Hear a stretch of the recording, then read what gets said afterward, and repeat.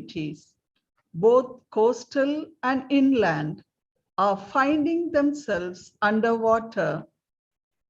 Extreme weather, sea level rise, and other climate change impacts are increasingly on the rise. Heavy rainfall and floods have brought destruction to many states and nearly every country, and in many regions, they are getting worse. And as global warming continues to exacerbate sea level rise and extreme weather, the world's floodplains are expected to grow by approximately 45% by century's end. Recently, on 31st October 2021 in Geneva, World Meteorological Organization reported that the greatest atmospheric greenhouse gas concentrations and associated accumulated heat have propelled the planet into uncharted territory with far-reaching repercussions for current and future.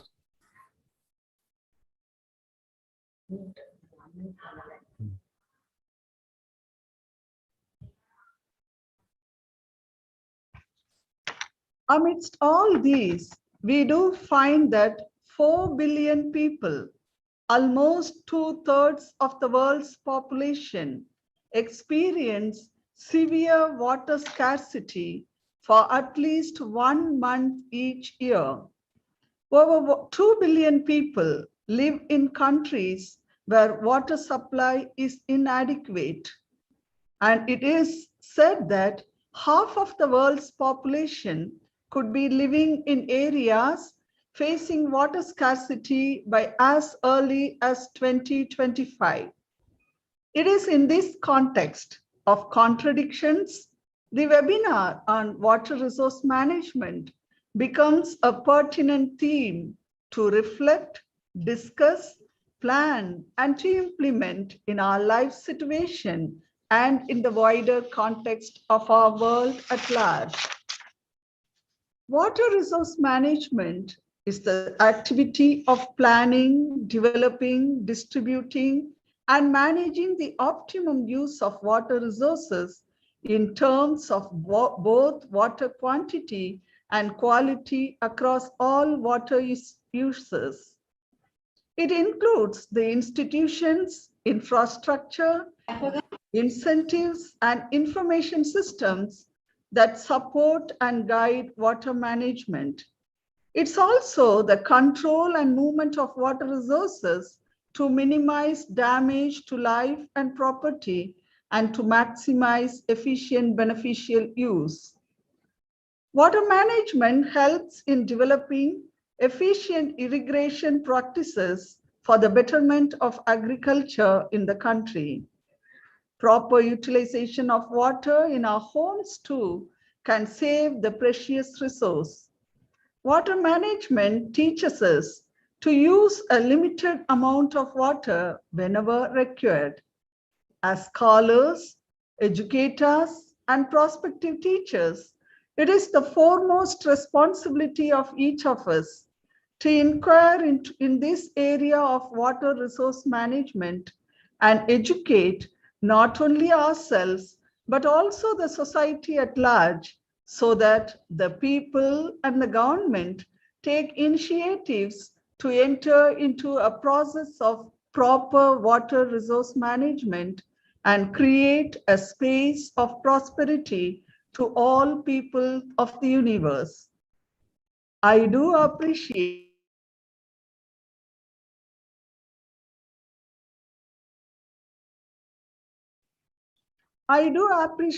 the organizing secretaries of the day for choosing this apt theme for the webinar, and I wish best wishes for the resource persons of the day who would be enlightening each of us and inviting us to enter into a proactive process.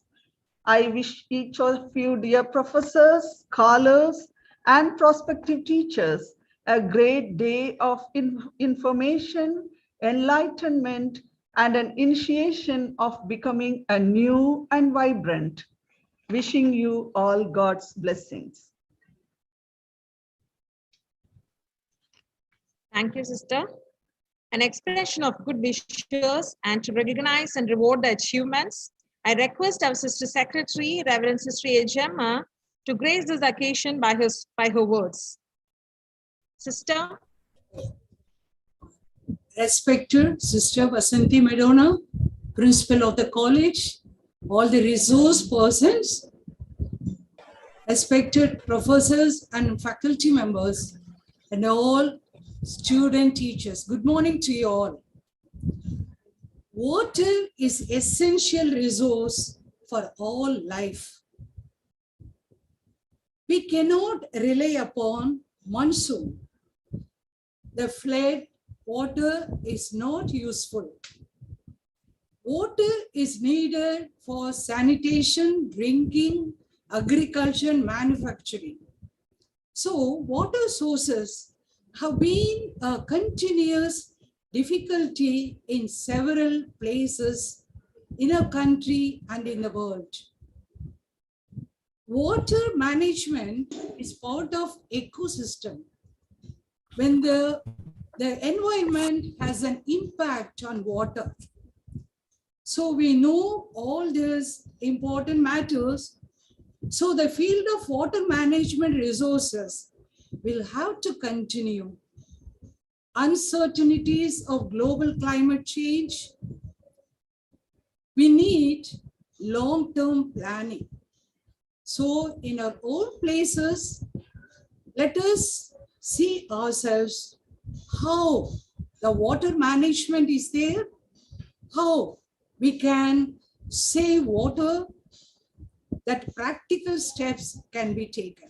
So may this webinar of this day be a helpful and meaningful one to all of us. May the divine presence be there and bless all our efforts. Thank you.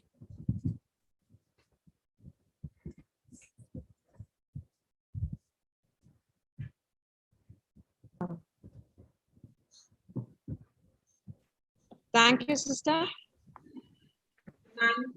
So now, participants, it's time for starting the session 1.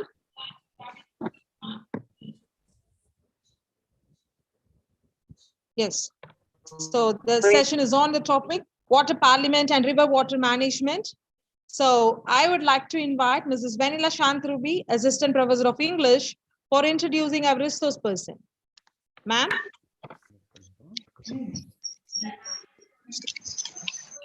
Good morning, everyone.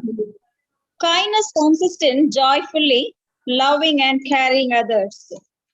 The fragrance of flowers spread only in the direction of the wind, but the goodness of a person spread in all directions. Yeah, with all my glee, I am pleased to introduce our most venerated chief guest, Dr. Raja Madhivanan, Managing Director, Arumbugal Trust.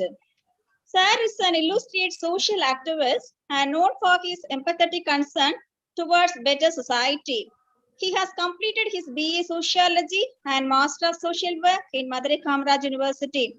He did his BG Diploma in Psychological Counseling in Tamil Nadu Open University. He has completed Doctorate in Art of Street Theatre in Open International University in Sri Lanka. Sir helps the underprivileged people by providing awareness on health, hygiene, education, and environment through Arumbugal Trust. He worked as a project officer in adult education, Tiruporur, flood relief in Mayanur, and community outreach program in American College, Madurai. And he served as a program and documentation officer in Research Center, People's Education, Madurai. And he served as an district youth coordinator in Nehru Yuvagendra Department of Youth Affairs and Sports, Government of India. He is an assertive head with outstanding interpersonal communication, negotiation, street theatre training, translation skill. He is a visiting faculty to various management institutions. He is honored through many prestigious awards of Lifetime Achievement Award, Gramiya Kalai Kavalan, New Generation Excellence Award, Best Social Welfare Thinker 2009, and Save SML Award 2015. He has published many books like Panchayat Raj, Yuva Shakti Abhiyan, Thuthukudi Vidudalai Muthukal, Industrial Cycle and the Social Beliefs, Angalodu Pengalam, Kalakade Mundandarai Tiger Conservation Project, a handbook on youth skill development. He has published many articles like Grama Nadaga Payanam, Vana Nadaga Payanam, Third Theatre, Tamarabarani Kalajada, Youth Against Violence, Gender Equality, Renewable Energy Resources. Yes, we are proud to have such a noteworthy resource person with us today. I honor your presence in this national webinar. I welcome you, sir. Thank you, ma'am. Thank you so much. So it's a very honor and privilege to welcome Dr. Raja Madhivanan, founder, Arumbagal Trust, for a resourceful talk on water parliament and river water management. Sir?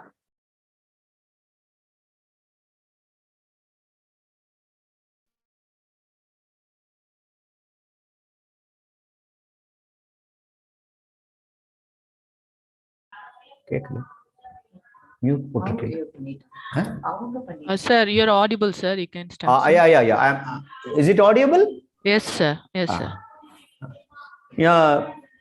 Respected secretary sister, respected principal sister, and the research director, Dr. M. Maria Saroja, and assistant professor, Mrs. Michael Jayapriya, and the resource person, Dr.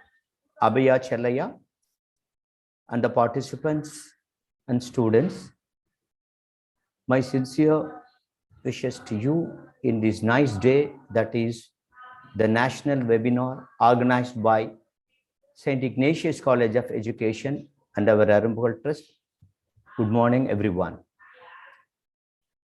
Thank you for giving this nice opportunity for me.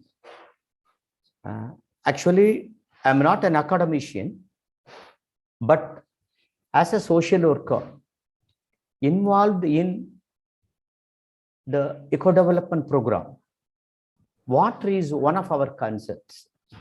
So we work with the community on water and water management. What is water?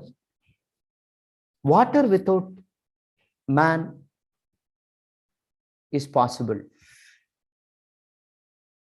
Man without water is possible, but water without man is not possible. And people rightly said, if there will be a war, a third world war, that will be only for water. Rightly said by our Valluvar, Neerindri Amayadu Ulaku. Without water, there is no world. And rightly said by our Sangam literature, Unavadam Paduvadu Nilatod Neere. Food is nothing but land with water. So, water plays a major role in all of our livelihood and our daily lives. Normally, if water will be from three parts, maybe from rainwater above the earth and surface water, and will be the groundwater, like that. So, in the primitive time, our people, they are afraid of nature, they worshipped nature. Then the next generation, they enjoyed nature, they live with nature. But the third generation, us, we exploit nature. This is the present condition. Water is one of the major components of nature. If you take a vessel with 4 liters of water, if you take a vessel with 4 liters of water, that will be the water level of the whole water level, the total water level in this earth. If you take 1 spoon out of it, out of that 1 spoon, the balance, all the water is the sea water. The 1 teaspoon water, what we have, in that, you take a drop of water. This drop of water is the fresh water, and the balanced teaspoon water is glaciers. So now the concern of us is how we are managing the drop of water, a single drop of water, how we are managing. So that's the question here. I told you, as a community worker, see, our concern is towards the people, towards the community. See, in geographical, particularly in Tamil Nadu, if you take the geographical structure of Tamil Nadu, with 27% land only has the water infiltrating level. The balance 73% is hard, soft rocks. Water content cannot be infiltrate. So based on this concept, we have to look after this water management system. See, normally we the human people, always our concern is towards the man and not towards the nature. See, rightly we have to put the right word, anthropocentrism. That is, everything man decides for him. Always man's desire is, he has given his priority for all his desires. So his greediness is a great Midas who exploits. He sits in the top of the tree and cuts in the bottom. Doesn't know that the consequences, what will happen. So the greedy human beings now started exploiting the nature, and he never left out the water also. Water plays a major role. See, initially we have in our previous Sangam literature, even in previous, we have divided the land as Mullai, Marudam, Neidal, Pali. Kurinji, Mullai, Marudam, Neidal, Pali. But this way of life was slowly vanishing now. We people are not worried about the water and the water resource, but and the water management. You know the difference between the rivers here and the rivers of North India. The rivers of North India, like Yamuna or Ganga, the snow from snow slowly comes from the snow mountains, whereas the rivers of South India are not like that. It originates from the Chola forests, particularly the western and eastern Ghats of South India. These Chola forests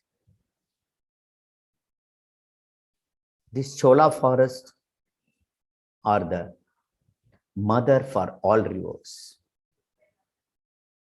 All the rainwater, it falls into the rivers. The Chola forest catch it and give it to us as the rivers. Now we have our Kaveri, Vaigai, Tamraparani, and whatnot. So in this, the mother of river or mother of water for us, apart from rainwater, is a forest. So the conservation of forest is very much important to preserve water or for the management.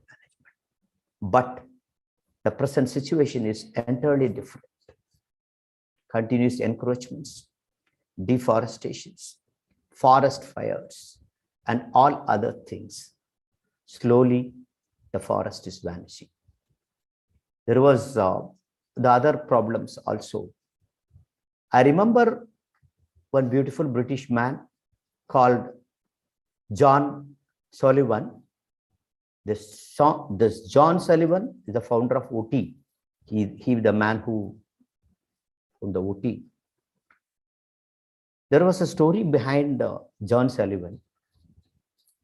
See, when he reached Ooty, he saw the grassland, lot of grasslands. For us, the grasslands are Mullai. For us, the grasslands are the watersheds of our. It puts the water in. But the situation is not that in British. Their wasteland is different from our wasteland. Sullivan, what he did, he saw this grassland in India, particularly in South, and he declared this as a wasteland. For them, the grasslands are wastelands, but us, the grasslands are not wastelands. The great Mullai land. So what he decided, he has immediately planted all these eucalyptus, wattle, and the tea estates comes and the coffee estates come. So naturally, all these eucalyptus, this wattle, everything will take the earth water more than the other things, particularly the monoculture. You can see the Western Ghats, lot of tea estates, which a monoculture. We lost our chola forest. We lost our biodiversity, lot of insects, trees, animals, everything was gone, and only the tea and coffee were the main export items for them. They exploited the resources. So slowly we lost our water sources. Particularly in India, we have lot of water sources, but the problem is the manage. We have the packages on one side. We have the need on other side. What is the management? We have to take the need on one hand and package on one hand. We have to link it. So in my childhood, whenever I went to the films, there will be Indian news room. There will be Indian news reel will be there. It may be for some 5 to 10 minutes. In that, when we are studying 6 or 7 started, we used to teach that, because in that 5 minutes, they'll show 3 minutes about the drought of a place. And another 2 minutes, they'll show floods in a place. In short, they will start with Punjabil Punjab. Slowly, it will go on. Then Biharil Vellam. It goes on. So one side floods, one side drought. In our childhood, we wonder what is happening here. One side floods and one side drought. What is happening? So later only we came to know all these things. Water is important. Where the water is from? Why the water should be preserved?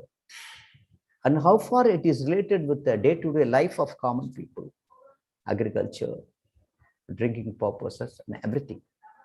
So slowly, when we work with the forest department, particularly in Kalakadu Mundandurai Tiger Reserve, we came to know that the richness of the water, you know, the river Tamrabarani, the perennial river Tamrabarani, starts from the Western Ghats.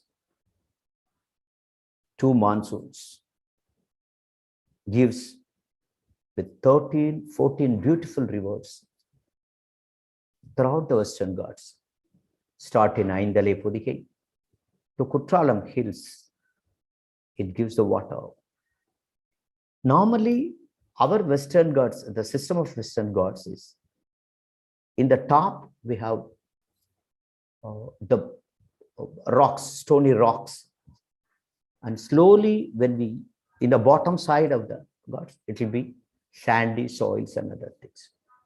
So, the Western Ghats Shola forests, they take the water in their own big bowl and slowly it gives it to the bottom and the watersheds, and that we get the Tamarabarani river and we enjoy it. Actually, when I said the river Tamarabarani, it has, when comparing with other rivers, Tamarabarani has its own uniqueness. And in later stages, when we talk about the Tamarabarani, river Tamarabarani and Save Tamarabarani movements, we thought we have to work a lot. And there comes the idea of water parliament. My sincere thanks to Dr. Rajendra Singh, the waterman of India, who found this beautiful term. He is the Magsaysay Award winner. He was born in Rajasthan. He has a beautiful experience. I met him in 90s. Then he came to Tirunelveli in 2000s. And he gave a beautiful idea, the term water parliament, by his own experience. When Rajendra Singh was in Rajasthan, he has a beautiful experience. He lived nearby a village in the river Arwari. There was a river Arwari. Nearby village, he lived there. There was a lot of check dams was built there in 1985 by the people as well as government. When Rajasthan, they have 10% of land and 1% of water with them. So in 85, due to rain in these check dams, lot of water has come, and there are a lot of fishes also. The government immediately give lease to the private people. They gave lease to the private people for catching the fish. The local people got annoyed. They got angry. They asked the government, but the government said, no, we had given it for lease. They are having the power to catch the fishes. There comes the moment. That time, more than 72 small villages were affected in this. And Rajendra Singh went to that areas along with his own village people. He mobilized and organized a very big water movement in Rajasthan. In 1998, they have decided to form a network among them. All these 72 villages, the word water parliament came from that. All these 72 villages, they joined together, they appealed, and they stopped all these lease activities, and they joined together. A strong movement came in the name of Arwari River Parliament. There were more than 2,000 people in all these 72 villages joined together. They become members. At the same time, they framed the rules, all the 72 villages, in the name of Arwari Water Parliament. It was all decided by the local people. The members decided. The decisions were taken democratically. They sit together village by village under representatives like our parliament. The Arwari Parliament has its own big story. The first, they stopped the fish lease. Then they stopped the submerged wells. Then slowly, what are all the, they have equal share among the water resources. Stopped commercial crops. No chemical things. Work for the biodiversity of the water sources. So at last there was a big slogan came, power to people. Water for power, power to people. There comes the water parliament, the history of water parliament comes there. Actually, we have the same kind of things can be practiced in our Tamrabarni river also. Mr. Rajendra Singh came here and he has recently started a movement called Tamrabarni, Tamil Nadu River Rejuvenation Movement. He came here. He saw the Tamrabarni water and all these, particularly the movement has took 6 rivers, Tamrabarni, Vaiparu, Vaigai, Kaveri, Tenpannai and Palar. See, the main objective of this movement is to identify the river first and its areas, both the sides, where both the sides should be identified. Then identify the wastes, identify the watersheds in the river basin. Then try to control the water pollution and find the alternatives. Then remove the encroachments made by the human beings. Then conducting the water literacy awareness meetings in all these places. And then identifying the grasslands, wetlands, and other common water resources and preserve them to develop them. Removing the water polluting structures, particularly from companies and corporates. Then mobilizing the volunteers, the local people, the stakeholders, and make them aware of the importance of water and its water sets. Then formation of river basin parliament. Through them, do all the water management activities. Actually, the concept of water parliament is nothing but the participation approach for the water management by the people, particularly by the local people. So in that concept only, the water parliament now functions now. See, the very purpose of the water parliament is save water, use water, preserve water, reduce, reuse, recycle, restore, replenish, and rejuvenate.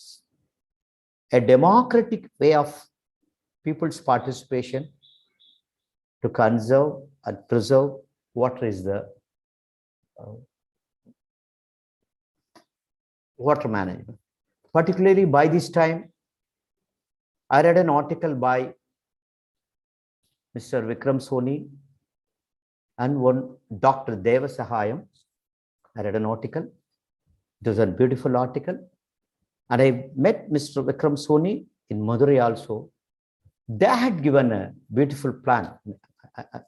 A little bit I want to share with you, because they did an experiment in Delhi Yamuna River, and there is some 25 kilometers. That is a research, and they give a beautiful suggestion to Tamarabarani, particularly I think by Dr. Devasahayam, I hope so, and given a beautiful suggestion to that. The new mantra is nothing but save and use, save and use. We have the great Tamarabarani, rightly said by Bharati, Kaveri Tenbannai Palaru, Tamil Kandador Vaiyai Porunanedi, the great river. So they had suggested a new idea of water management. With the help of the water parliament, we can do this, they suggested. Both the river beds, they said, maybe half a kilometer or 1 kilometer can be taken and given into lease for the common people, particularly the agricultural people. And both the watersheds, the riverside sands, and normally the Tamarabarani, it has some 150 kilometers out of that, 50 kilometers in the mountains, and 100 kilometers it travels to the plains. In that, some 75 kilometers will be the non-residential area, maybe some 25 kilometers, maybe the residence area. They suggested this 75 kilometers area may be used for the save and use technology, that is for the storage of water. They suggested from Pabanasam to Punakayal, I mean via Sri Vaikuntham, there were residents around 10 lakh people are dependent on these Tamarabarani water for their livelihood. Their suggestion is, if you take average per person 150 liter per year, for them, for 10 lakh people, we need 5.4 crore cubic water. So they suggested a plan, both the sides of the river, 1 kilometer be made as the watershed areas.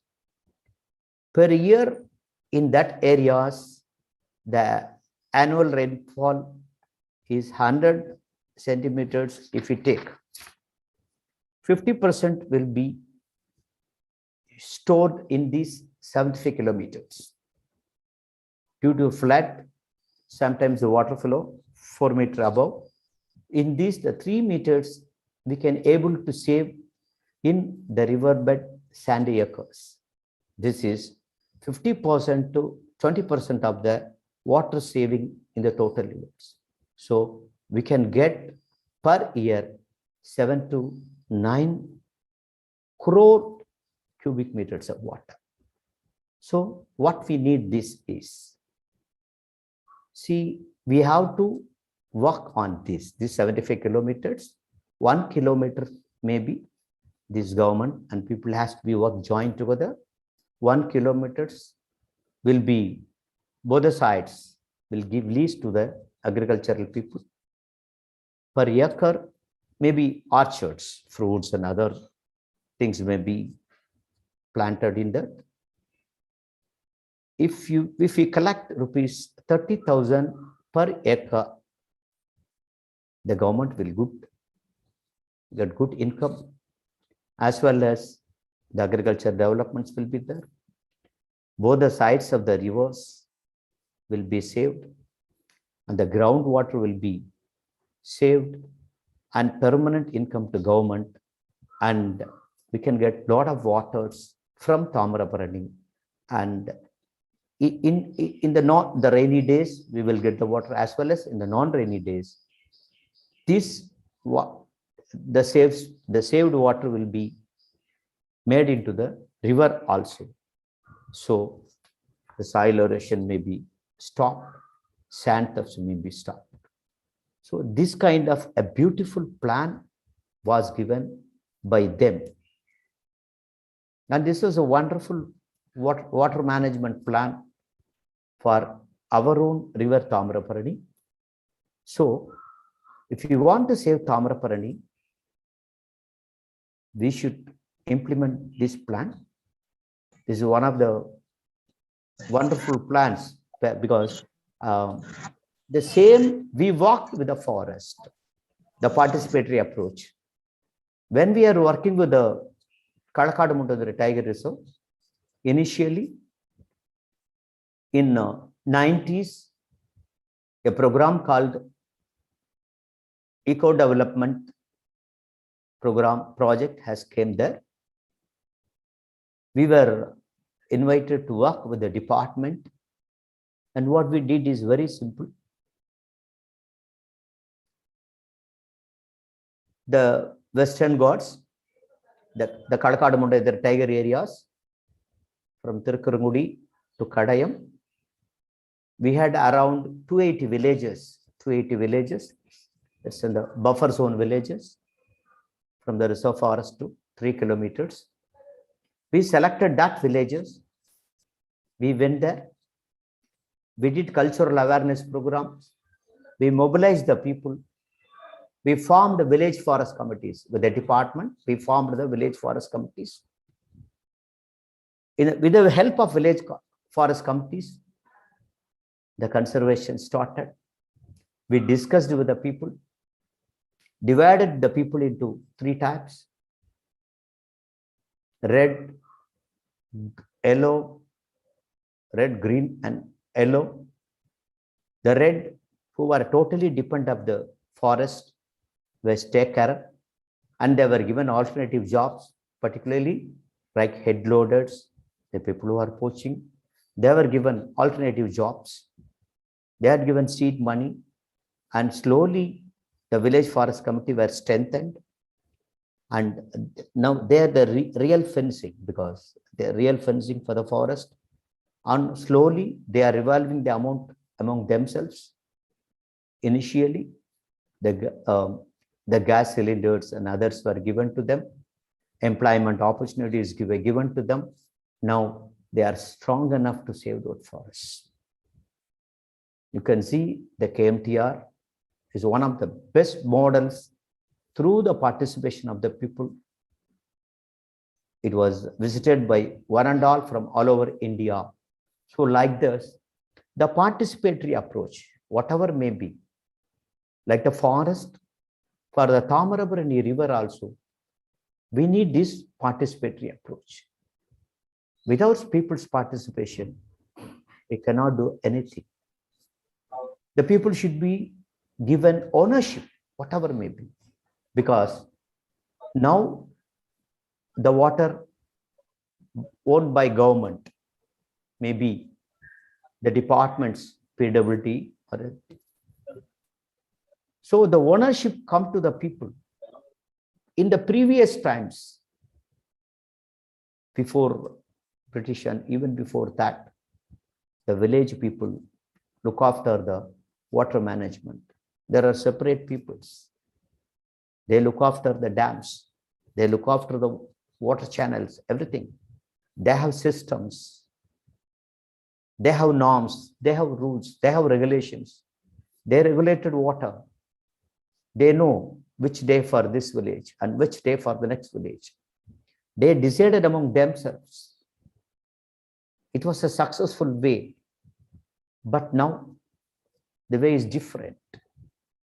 Even for opening the dam, it should be permitted by the minister, and he has to come and he has to open the dam. Until then, everyone has to wait.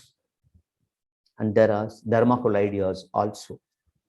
So the participatory approach is the best approach, and the water basin parliament is the best way for that. This we have to think in our minds. As community development workers, people's power is the best power.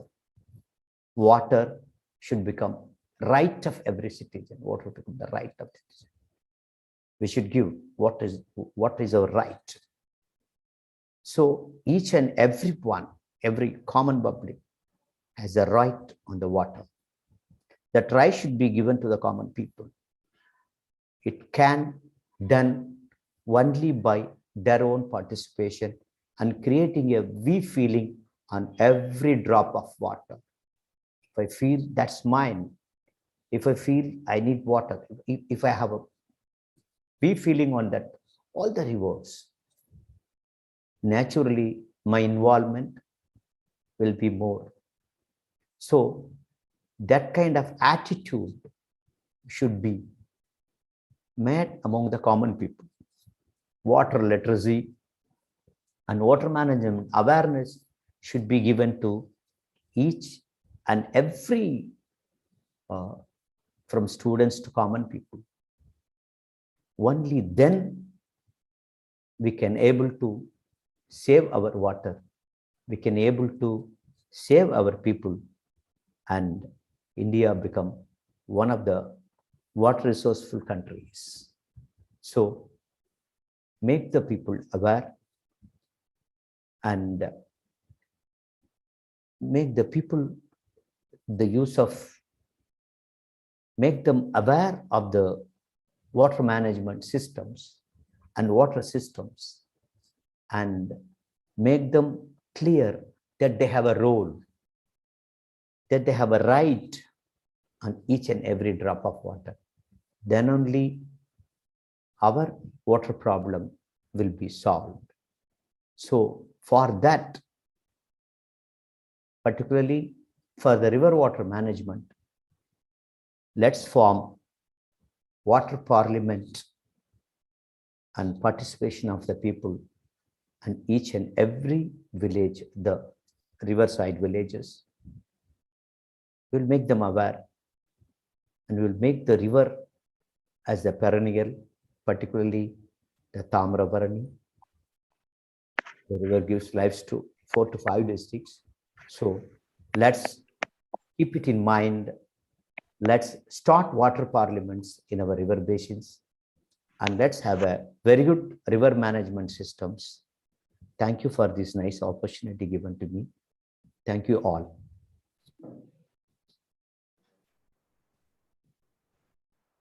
Thank you so much, sir. Thank you so much for their neat narration of water parliament, how it is organized, and how the water resources are happening in and around Tirunelveli, and the purpose, and you teach the slogan save and use, and you gave the solution for the future problems. Thank you so much for enlightening us on the topic of water management. We are so grateful to you, sir. Thank you so much. Yes. Dear participants, if you have any queries, you can ask.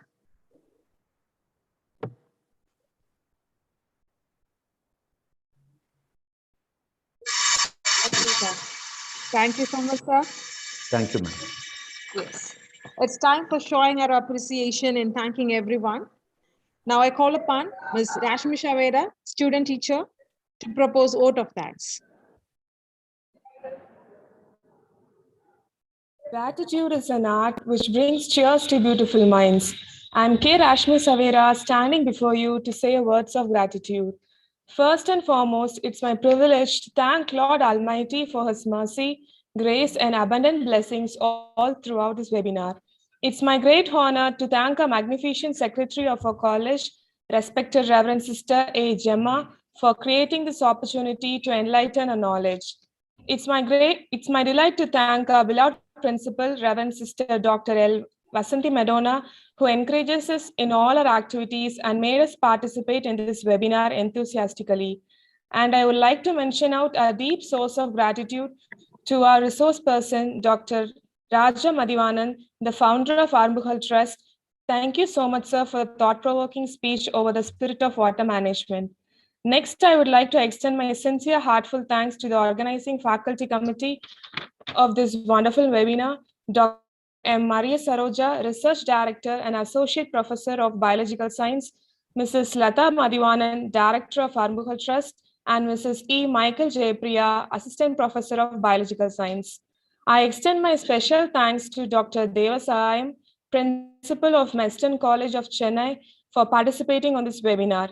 Thank you so much, sir. Next, I would like to extend my sincere gratitude to our faculty members for coordinating the students, and I also thank our student teachers for the patient listening and involvement. And I'm sure this webinar would have been a source of knowledge and will help you in future. Once again, I thank everyone. Thank you.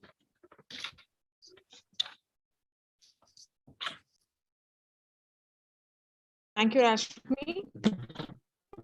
Dear participants, the first session is over and second session is going to start within 10 minutes.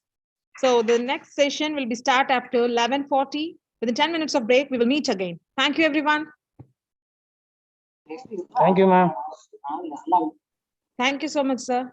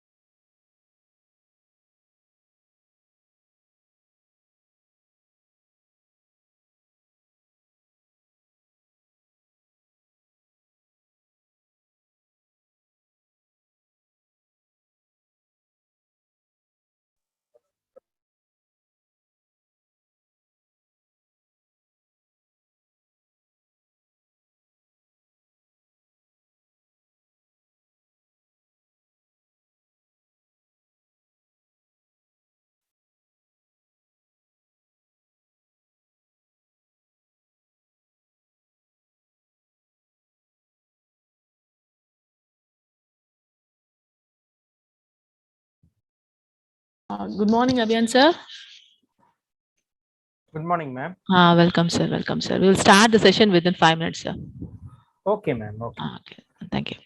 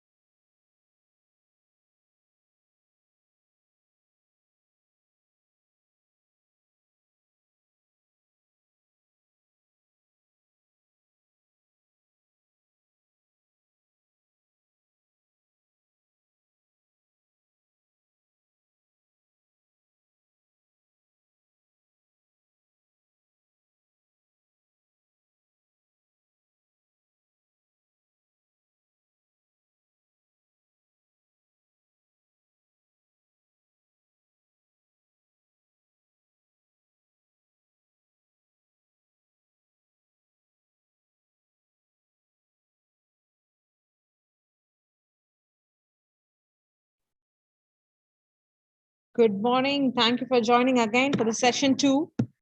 The session 2 is on the topic water, the panacea in hands of ignorant individuals. So now I invite Mrs. Lily Maria Pravina, Assistant Professor of Education, for introducing the resource person of the session. Good morning to all. I'm very glad to introduce the resource person of this session, Dr. D. Abhiya Chellaya, Assistant Professor, St. John's College, Palamkote. He is working as an Assistant Professor in St. John's College from 2016. He has the privilege of honorary and guest faculty of Liverpool, John Morris University, Liverpool City, England, as a thesis supervisor for MBA students. His specialization is plant biology and biotechnology. He did his doctoral thesis in plant biotechnology. He also did MSc Psychology from Tamil Nadu Open University, Master of Divinity in Christian Theology from Union of Evangelical Students of India. He has published 30 books, more than 10 research articles in international journals, and edited 44 volumes, 146 issues, and 896 articles in 16 international peer-reviewed journals. Adding to his laurels, within 10 years, he has peer-reviewed about 1,500 articles in the field of biological science. He has organized many number of seminars, workshops, and conferences, and served as resource person for many programs. His contribution to education is unlimited. I have given a brief account only.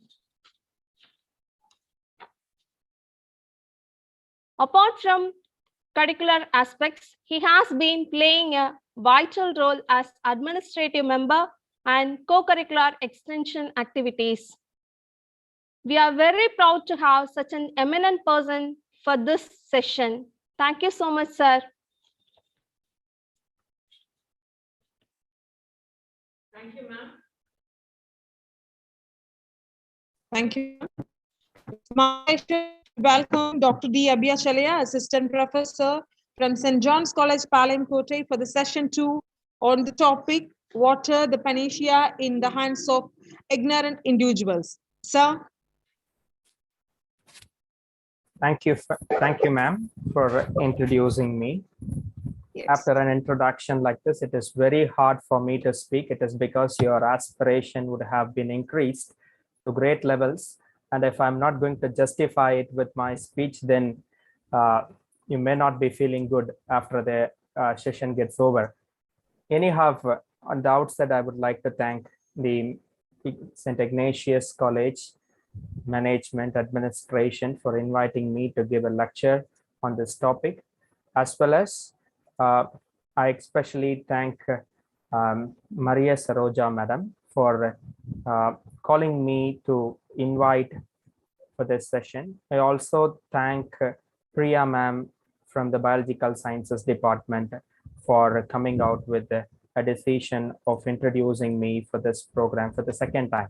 Had been associated with this Ignatius College for the second time this, and previously I've done another program, and today this is the second chance for me to do another program with you all.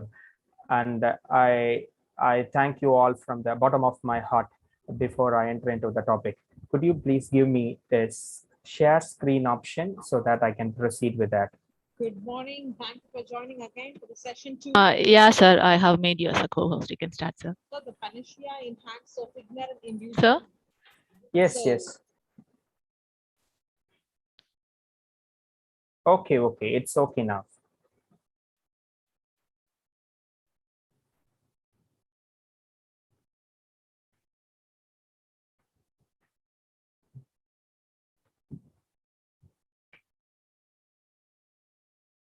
It is quite difficult for us to speak in a very generalized topic like this.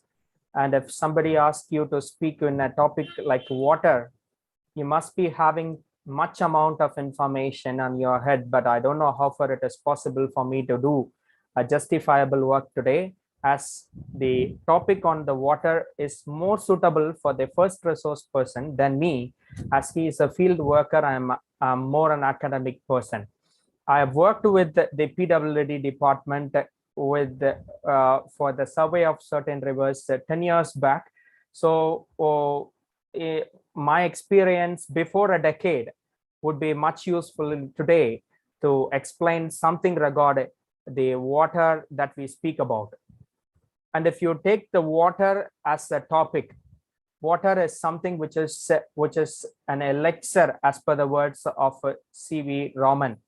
And Sir C.V. Raman was right in his perspective that water has the ability to cure any disease or anything that we have in our life. Even if you are much tensed and if you don't have any possibility to speak with others, or if you have more intense of agony, you can have a cup of water and relax yourself.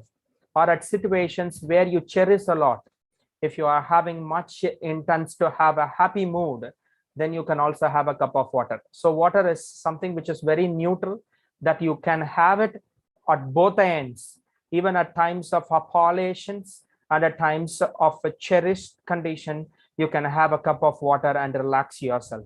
So such a neutral candidate water is the subject matter that we are dealing about. And it is really a panacea, and it creates some boost in our mind whenever we take it up. But the problem with us is that we are not having good policies to conserve the water in our life. And we all together don't have much policy implementation on the water conservation as a government we have in our days. And previously, every one of us, we were with the nature. And if you take some 100 years before, it was much possible for us to look at the ancient civilizations, and the ancient civilizations started with water, and they started their civilization at the banks of water. You could have heard about the first formed civilization, that is Mesopotamia civilization. Potamia in Hebrew means river. Actually, it is about the water. It's the river. Meso means center. So between two rivers, they formulated the first civilization. It was between the Euphrates and the Tigris River, and they formulated the Mesopotamian civilization, which was popularly called as Sumerian civilization. Then came the Egyptian civilization, which was at the banks of the Nile River. Nile River was such a big river, longest river of the entire world. And this big river has come out with such a great civilization. We also have our credit as civilization, which is called Indus Valley civilization, which was also on the banks of the Indus, of the 5 rivers actually. And they joined together, and that civilization was also one of the popular civilization for us to speak about. So civilizations, they were started at the banks of the river, and the human population and the gatherings of the human populations, they started working together at the banks of the river.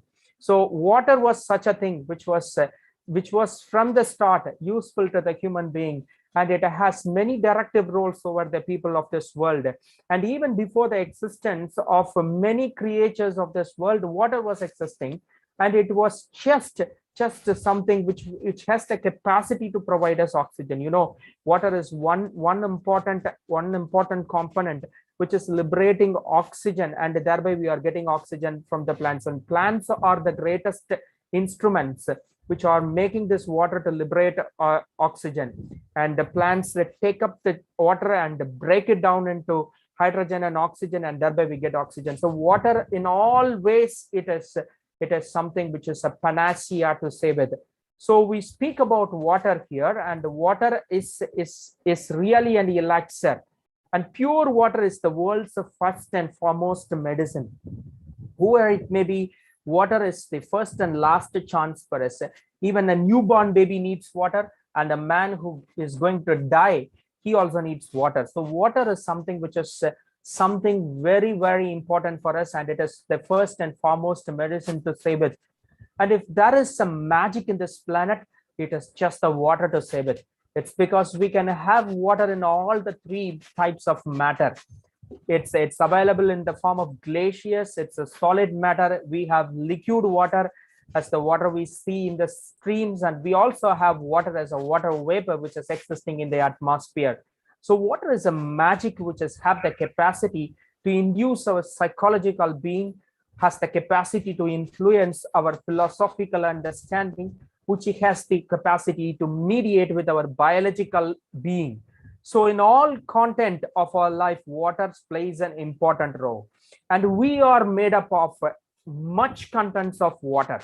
Our flesh is made up of water. We are having blood, which is the life, and which contains more than 50% of water. And water is the driving force for all the nature beings, whatever it may be. Let us take all the living beings. Let's take the plants, animals, and all the living beings of this earth. They are driven by the water, and without water, no organism can exist. Even we can exist without food for some time, but it is not possible for us to exist without water. So nature is something which is endowed with the water. If you remove water from the nature, and it becomes a desert where people cannot live, not even organisms can live. If you take the Nile River, one part of the Nile River is existing as a greeny area, and the other part is existing as a desert. It is because of the monsoon, which has the influence of rainfall over one side, and the other side is not with any organism. Only dry area living organisms are existing. They're very few in number, and the land is kept as barren, and people like us, we cannot move there and live with all of our content. So with that, water is something which is a driving force for all of us. And if you take the water as an existential being, and water as something which is much needed for our life, it is the one which is going to come out as a water war. We have seen World War I and World War II, and we may be guessing about the World War III that would outbreak very soon. And there are so many cold wars which are happening between the different countries even now.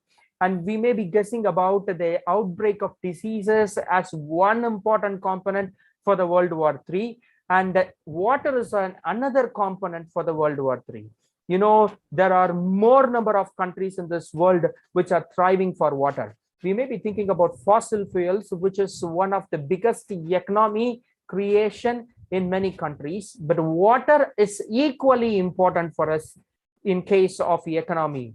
It's because water is the driving force for all the nature. If there is no water, no other natural beings are existing there, and the entire content of that country gets diminished because of the non-availability of water. There are certain places, especially in the continent of Africa, many countries are thriving for water, and they are still devoid of water even in their underground because of the natural situations that we have.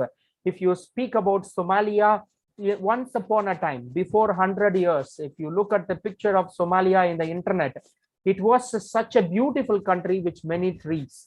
But now if you take a picture of Somalia, which was taken recently, you go to internet to type the picture difference between the years, you can see that now the Somalia is dry because of the extensive usage of the methane gas which has been taken from the underground. And we are concentrating more on the economy from a different perspective, but water is the real backend which provides economy. Water is the one which is creating agriculture. And so it is the one which is for the creation of the future war. In 2017, 71% of the global population, they managed to get the safe drinking water for themselves. It's counted about 5.3 billion people.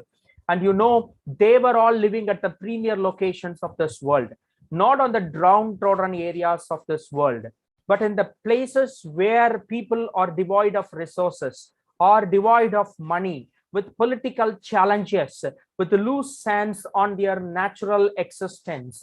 What they get a very poor drinking water facility. And if you take 90% of the global population, and they get a basic service of water for their existence, it's like they get water for their drinking purpose at least. So 90% of the life on this earth, especially human beings, they get water for their existence. At least if you take the amount of water that we use every day, we may be drinking some 2 cups of water. I mean some 2 liters to 4 liters of water a day. But an average calculation says that 3,000 liters per day per head is being used all over this world. For example, if you take 4 liters alone for a drinking purpose, how come it becomes 3,000 liters? It is because of the consumables we have. It's because we eat, we get agriculture products. So agriculture product is one which consumes maximum amount of water. And then we use car, we use public transport system, we use various other utensils for our livelihood. All of them needs water. Even if you take a stainless steel pipe producing company, they need a huge amount of water for the heat treatment purpose, also for cooling purpose. For all the contents, we have water and its existence either directly or indirectly. So the prescription of water in our life moves on through 3,000 liters per head per day as an average calculation. And this is consumed more in case of a high developed cities, where less in case of villages. And if you take the agriculture consumes maximum amount of water, but we have no other way for us to go. And if you take the production of meat, for example, if you take the beef or mutton or chicken, it consumes more amount of water than that of the agriculture. And so the consume of meat increases the water demand too. So there comes the war. The wars of the 21st century will be fought over water. It was given by one of the greatest person, Ismail. And this is one important thing that we are dealing about.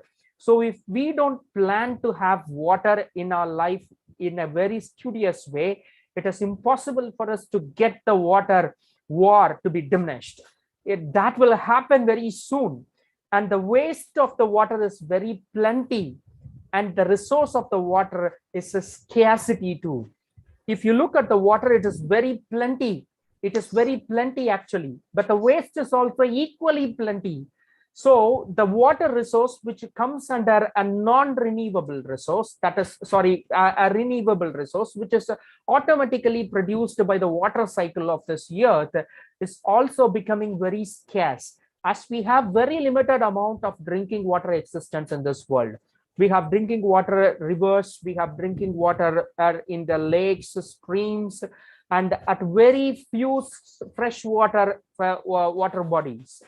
And most of the water we have, to say with the 97% of water we have, is from the salt water content that comes from the seas and rivers. So 3% is the good water, and the portable water comes in a percentage of 0.002%, which is an alarming content that we have to speak about.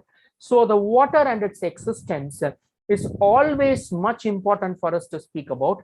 This is one important elixir which cures almost all the diseases. This is one important content which can break out as a big war in the future. And the water is also very important for us to know.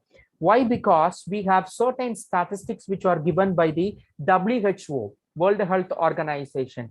You know, we have lost the water and its seriousness to a great extent. When we speak about our future generation, that is about our kids, we don't know how much they will be suffering a few days after our death or our days. And it is very difficult for them to speak about the future existence of water. At least developed nations, they have 22% of healthcare facilities without water service. I speak about the developed nations, not about the downtrodden nations. 21% of toilets and other sanitation services without water, and 22% of waste management services without water. We are yet to find good water for these services. How come it is possible? And 785 million people lack basic drinking water. And if you look at it, 144 million people are dependent on the surface level water which is existing on the water bodies. So this is a very huge amount. You could have seen the movie Tanir Tanir, which came as 1970s. And you know, Tanir Tanir is a classic novel which was written by a famous novelist in Tamil. And there they have portrayed the importance of water to a great extent. And the water craving condition is increasing day by day. In places where there is a need for the water and it's a craving nature, actually it is increasing day by day. And the need for these drinking waters, could you please mute yourself? Somebody is having their mic open, and so it's quite disturbing. It may not be disturbing for you, may be disturbing for others, or the admin, please mute them. Yes, sir. We have made. Thank you. Okay.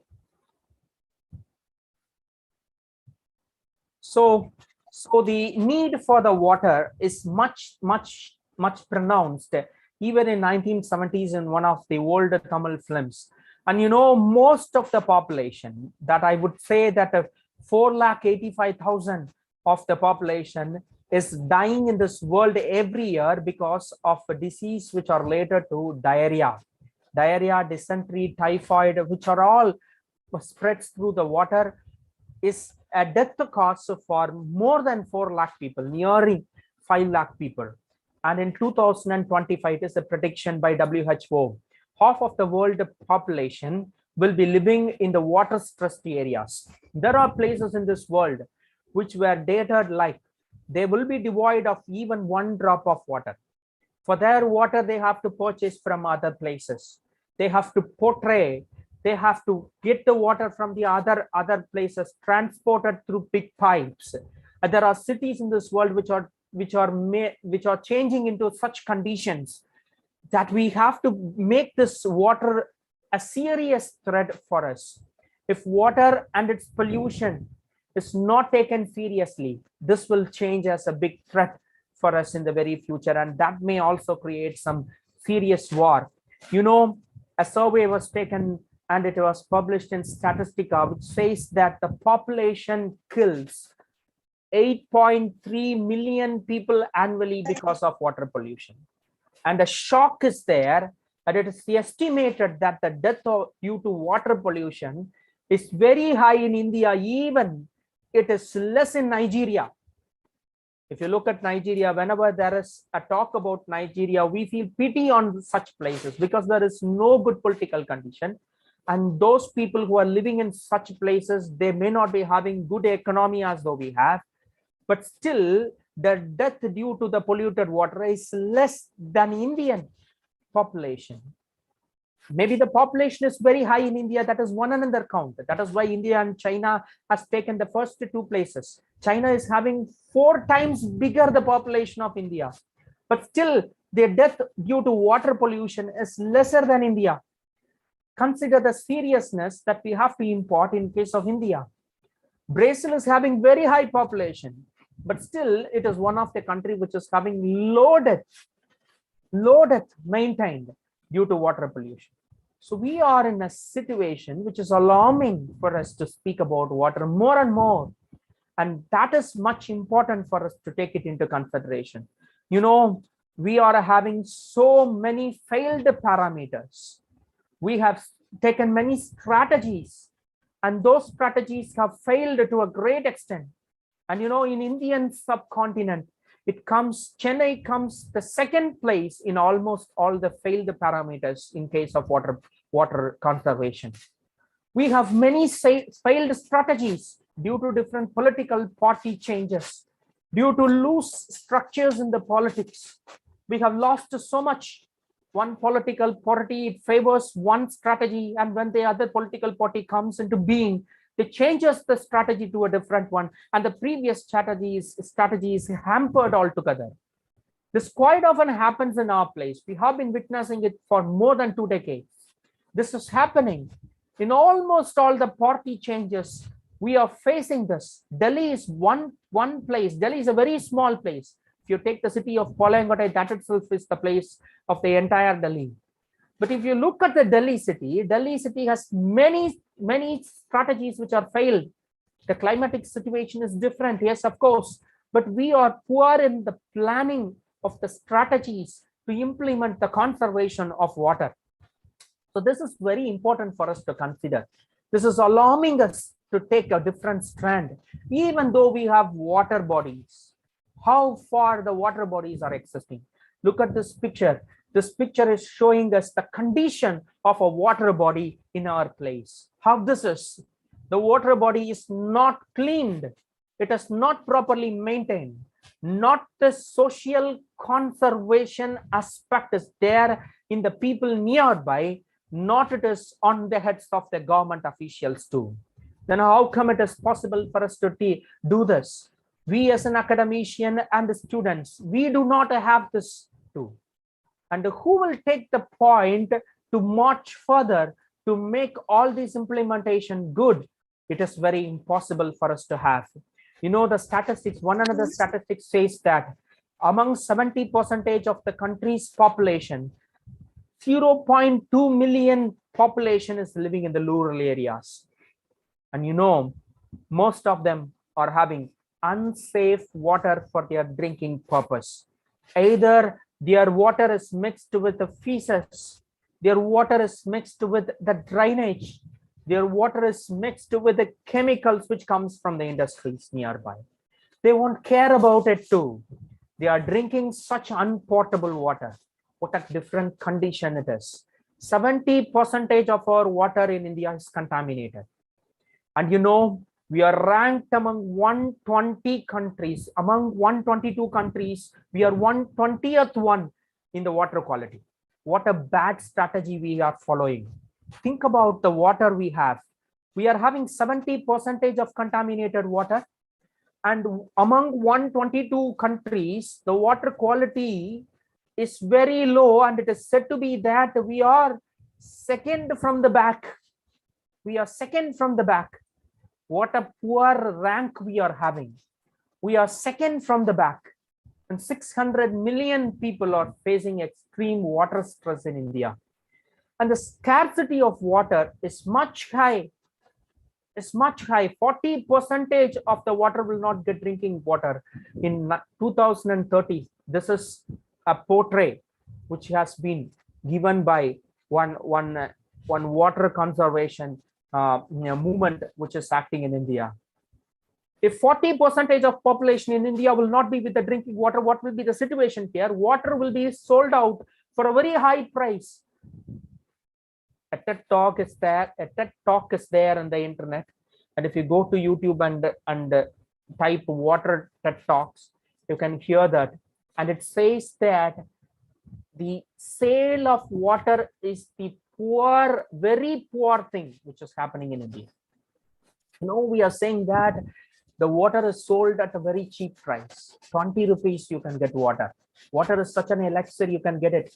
Even if you don't get water on your tap or pipe, you can get it from the bottles which were sold on the streets. But it is a very poor strategy. Some company is getting that for a good price, but somebody is not able to afford it. But water is a basic component which is needed for everybody. And the worst thing happened when in the last decade, the politicians have sold a part of Tamil Nadu, Coimbatore, to a big company called a Swiss from the France with the production of drinking water. We people from India having many CSIR institutions, IITs, having many premier institutions, not able to produce drinking water, selling our water bodies to a foreign company by name Swiss from the France to make drinking water. And if you go to Coimbatore, you can see drinking water sold out in almost all the streets. They have given some cards like ATM cards whereby you can insert and get a bowl of water for rupees. If you give 7 rupees, they can give a tub of water. This is the situation here which is happening in Tamil Nadu. What will be the situation in other states? Northern states, in some places, it's flooding too much. And in some other places, you can see the water bodies are dried up and it is not with any content of water. So the place is not with any content of water in certain places, and we are devoid of water in some places. Scarcity of water is high, whereas in other places the water existence is very high, that it enters into the sea without flowing through much areas. So the poor planning in our policy and the poor policies that we have in India is one situation which is making us not to get the drinking water. And the industry water is very easy for us to access, whereas in case of drinking water, it's much costly in India. If you take the company which is getting water bottled for sales, it's getting water in a very cheap price from our water bodies. We are paying tax living in this country, but getting a bottle of water for 20 rupees with so much of tax and so much of profit to that private company. What kind of existence we are having in this place? So we are in a situation to think about water to a great extent. What shall we do now? If this is the situation, what can we do now as academicians, as policymakers, as students, as a citizen of India? What will be the situation if this is going on? If this is going on, we will face a water war. That is one situation.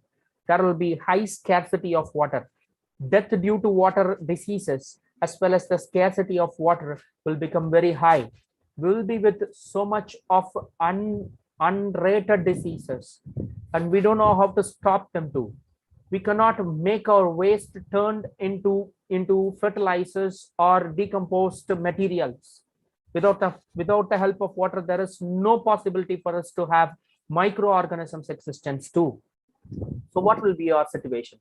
Just with having good amount of money on our pocket, just having petrol or diesel on our car, having very plates and other utensils on our kitchen, we cannot have a good life. We need food as well as health for our existence. So the impact of water is very high. What shall we do for that? The percentage of decrease of waters in our rivers is alarming, is highly alarming. If you take Kaveri has decreased its water content to 40%. So 60% of its water has been diminished. You know, Thamrabarani river, which is existing in our place, is one of the perennial river that we know. And this perennial river is one with very low area. That is, it is occupying very low area of its streams, but it is having more than 3,000 tributaries. That is the significant nature of Thamrabarani. No other river which is existing in India is having such a quality. Maybe it is very big Ganges, but not having such a good amount of tributaries. So this is one river which is having more amount of tributaries. But what is the situation of those tributaries now? If you go to the new bus stand area in the Tirunelveli district, you can see the Vaindan Kulam area is getting filled up with water, with mud. And they are somehow encroaching and extending the area of the new bus stand for some boat service by logging much amount of solid waste into the water body.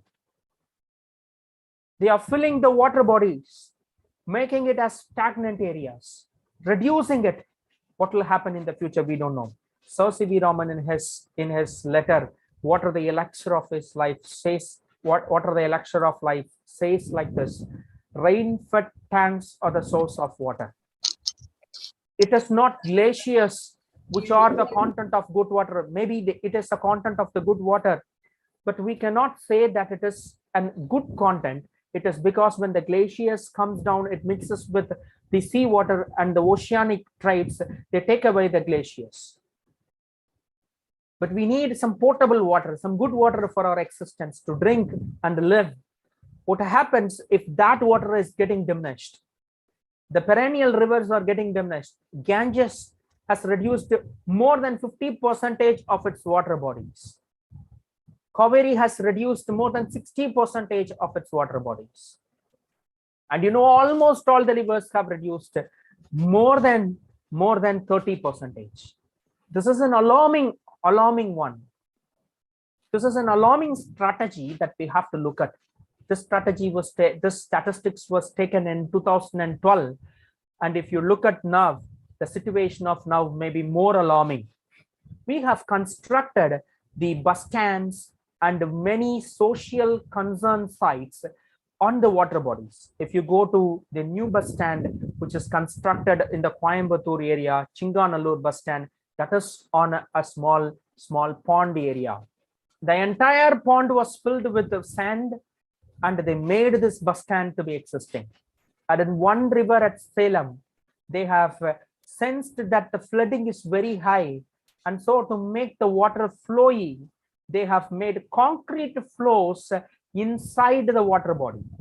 So who the politicians they are, and who the government workers they are, PWD officials, they are doing like this. They have laid a concrete floor inside the water. What a kind of condition it is. If that is the situation, then underground water cannot be there. But we are not having any strategy for the future. Just we are doing everything for the real time. Just for today, if it is okay, we do that. That is the strategy we are having. Much of the water bodies we have, they are contaminated. We are having all type of diseases. All mosquito types we are having in our water bodies. We don't have any cleanliness. We speak about cleanliness just in the words. In our talks, in our seminars, in our webinars, we speak about cleanliness. That itself is enough for us to have a sufficient kind of comfort in our mind. But we don't have something practical in our life. We are spreading all sort of filth onto this water bodies.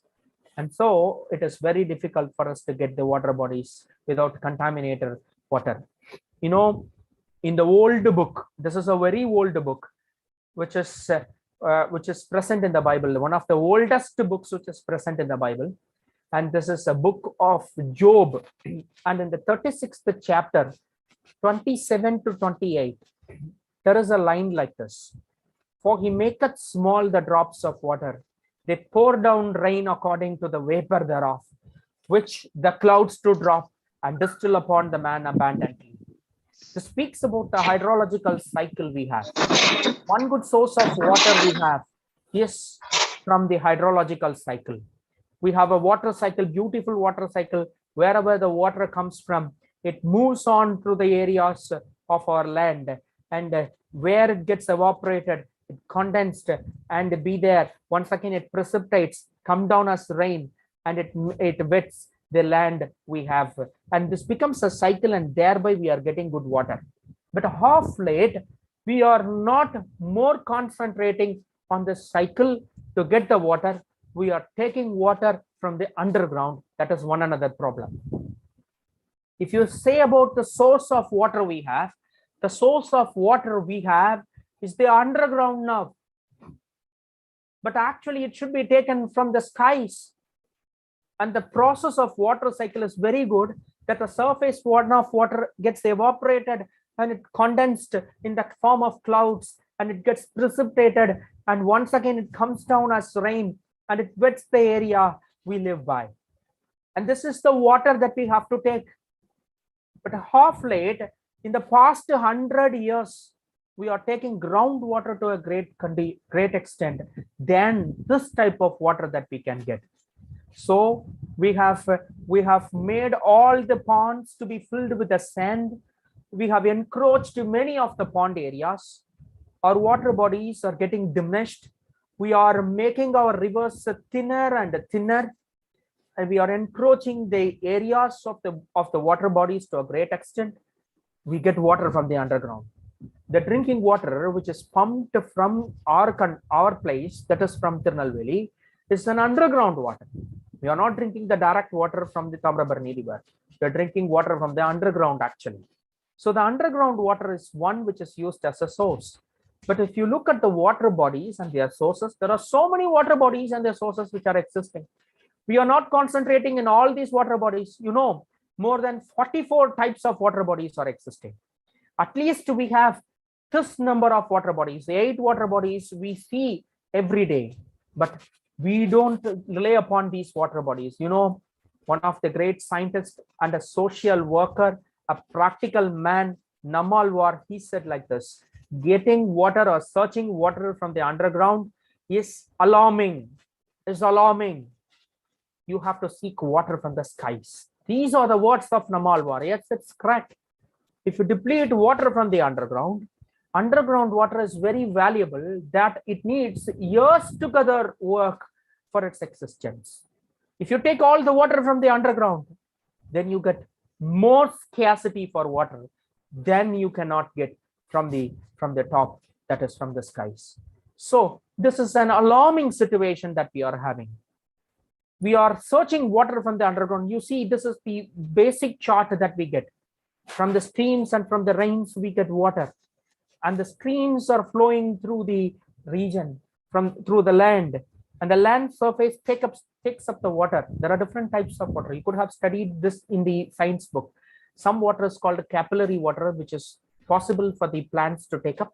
Some water is called a surface runoff water, which can never get into the ground. Some are called the gravitational water, which goes deep into the ground. Some are called the chemical water, which mixes with the chemical substances present in the soil. Okay, so these are different types of water. But gravitational water is one of the source of water which is existing under the ground. But for making this water bed to be filled up, it needs a millennia of time. Go to the internet, type aquifer. You can get these details. You know, this is very alarming that we are taking water from very deep sources. You know, in Tirunelveli, some places they have to put a borewell for 850 meters. This is like they are going underground to 3/4 in a kilometer. Soon they will go deep to the kilometers and they will suck water from that bed. Yes, it is good, but if you deplete that water, earthquake is the result of that. We have to be very much alarmed of this water. When I said that we don't have good amount of water, that is drinking water is a big scarcity that we have. Potable water is almost not existing. Our policies are not good with regard to the water. We are having water, but it is sold to the companies, not to the common public. Though you are paying taxes, you cannot get water that easier. We are living in a loose political situation that we cannot get water that easier. But when you come to the next possibility, we are having good source of water under the ground. But if you take that underground water, it needs years together work for us learn to keep that water inside it. But for you to suck the water and release it out, it needs very few seconds for you to do. We have big motor pumps with high horse powers to suck the water out of the ground. We cannot insert water that easier. The percolation of water inside the soil that enters into these beds are very, very slow. Not at all the regions it can enter the land. It enters the land only at one place or two places in a big kilometer of surface. In a big acre of surface, there might be one place which is getting water inside the ground. So the crevices are not that easily formed. So the recharge of the water is that easily not formed than what we are using outside. So this is very important and alarming that we have to take it into consideration. This is what we are actually doing. From the confined aquifer regions, we are sucking out the water, and we may be knowing about artesian wells because of the pressure. It is just flowing outside when we are pressurizing some borewell machine into it. But that is also alarming. When we use much amount of water, we don't get it recharged that easier. So I have taken one case study for us to study today, and there we can stop. And this is a case study which was done by David Hoover, which lived at the 1850s. Some of you may be aware of this. This was popularly published in some classical newspapers as well as in some blogs. It was popularized in the social networking sites too.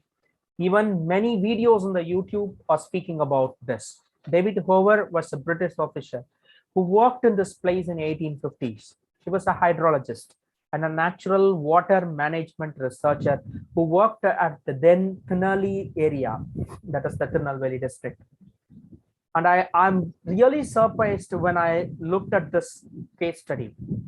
When I surveyed about this, this was really existing And I just wanted to speak with you today. How ignorant we are is that we have to think about.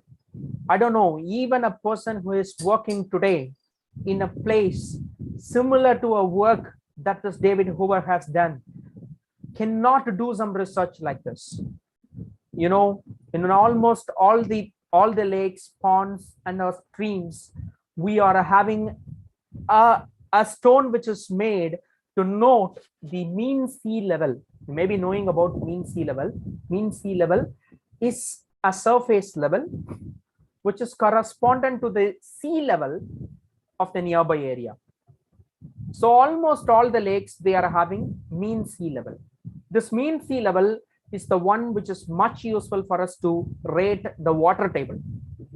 We should not move that stone here or there. It is because nowadays no people from the Water Research Organization, they know how to place this mean sea level. We are having much technologies, we are having instruments, but we don't know technically by ourselves to place it without those instruments. If that instrument is not working today, a field worker cannot do that easier with his hands. But British officers, they have done all those things. Thanks to those who have done it. And the lakes which they have formulated, they have placed this mean sea level stone. And it's even now an evident for us to look at. And David Hoover is one researcher who worked seriously in the place called Udangudi. And if you go to the places of Udangudi, nearby the Tirunelveli district, you can see the water is much salty now. Underground water is salty now. And in the books or the survey which was written by David Hoover, it says that it's not salty, it's a drinking water. It's a very good drinking water. Shocked to us that only in 1994, the underground water at Udangudi district started becoming salty. And notes are becoming very evident that it is because of one ignorant activity that the officials have done. This is the case study that today I have taken for us to understand how we are maintaining the water bodies and how important it is for us to take it into consideration.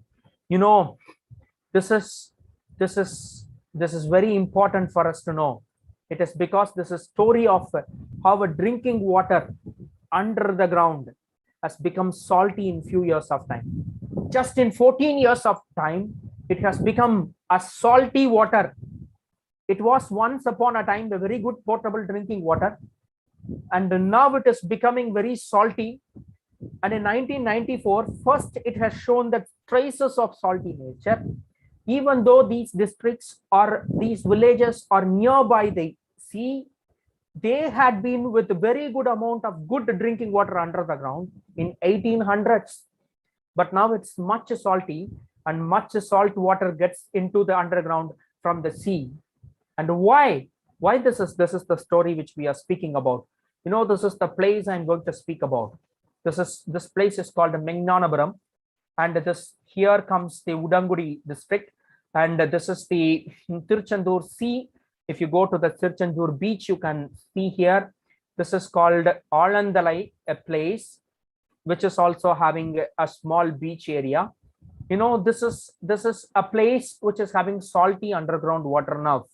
But once upon a time, some 200 years before, this place is with very good amount of water. You know, here there is a place called Vellalan Vilai. You could have known about it.